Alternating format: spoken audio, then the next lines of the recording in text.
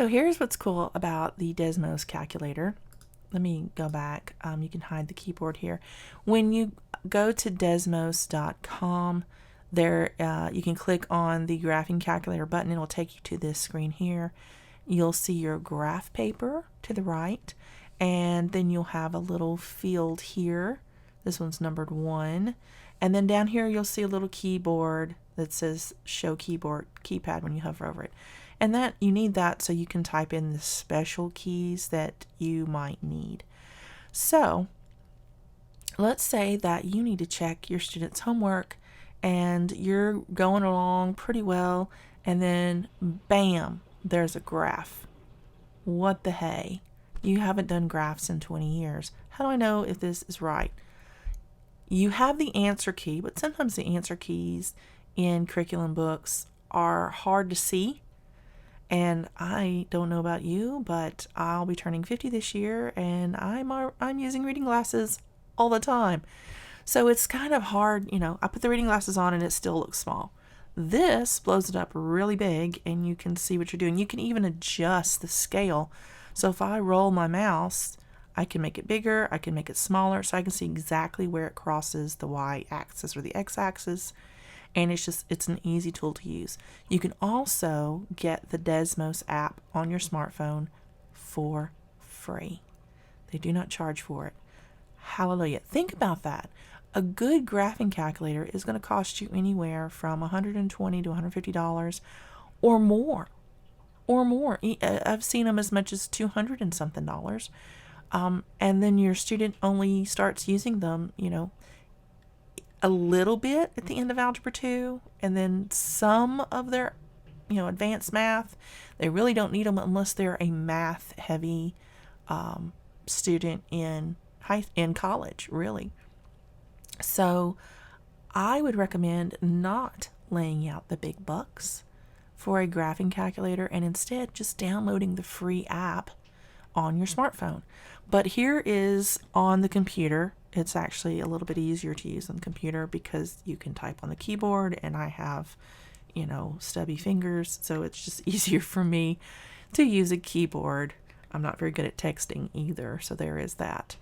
So let's say we need to check a function. We'll type in a function. Let's say f of x is equal to x. So if you had a line, let's say you had 3x plus 4. So you can check a line, just a linear function, and it tells you what it's supposed to look like on their paper, right? So you get these 2 points, and as long as, see, when you hover over it, it even tells you what the points are. So you can check and see if the student is getting the points that they're supposed to be getting whenever they type that line in, or whenever they draw that line in. Right down here would probably be a better point to mark, but they just mark the ones that cross the axis. So you can follow the line down, and you can see here it's -2, -2 is a better point to judge by. Look at where the lines cross, and then you can see a little bit easier. But let's say you have one of those weird functions with an x, let's say it's x squared. So we'll put in, you click the A2 button, the A squared button, and let's say it's +2 on that. Well, that's a parabola, and it shows you what it's supposed to look like, and you can tell that the vertex is 0, 2, so that's one of the things you can check. You can go on here and you can say, okay, well, is their vertex at 0, 2? It's at 0, 2. And then you can look up here where it crosses. You've got a next pair of lines that are crossing. If it arcs up and goes through -2, 6 and +2, 6, then you can give them credit for getting it right.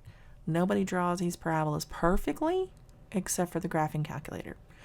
So I would just check a couple of points that are easy to distinguish on here, and easy to see where it crosses a known point instead of one of these points off in the middle somewhere. It's easier to check it where the lines cross. And then you can check their schoolwork that way without having to remember how to do all of this stuff, because I don't know about you, but when I first started grading my kids' graph work, it had been 20 years. I had to go back through the book and see how to do it. And this just makes it a little bit easier on you, the parent, And then later on, when they get in advanced mathematics, you can hand this information down to them and take it off your plate, right? And so that'll just help you not have to spend over $150 on a calculator that they may or may not use, but for a few problems, right? Nobody wants to do that. So that's all that I have for you today. That is like my best tip of the week. And I will post again in a little while. Have fun graphing.